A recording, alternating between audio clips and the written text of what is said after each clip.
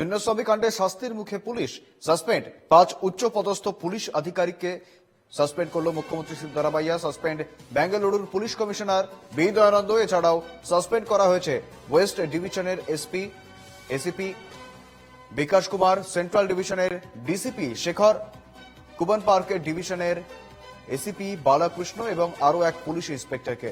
মুখ্যমন্ত্রী বলেছেন, হাইকোর্টের অবসরপ্রাপ্ত বিচারপতির অধীনে আমরা একটি তদন্ত কমিশন গঠন করেছি। আরসিবি, কেএসসিএ, ইভেন্ট ম্যানেজার, ডিএনএর কর্তাদের গ্রেপ্তার করার সিদ্ধান্ত নেওয়া হয়েছে। 30 দিনের মধ্যে অবসরপ্রাপ্ত বিচারপতির নেতৃত্বে কমিশন রিপোর্ট জমা দেবে সরকারকে। চিন্নস্বামীতে পদপিষ্টের ঘটনায় শাস্তির মুখে পুলিশ,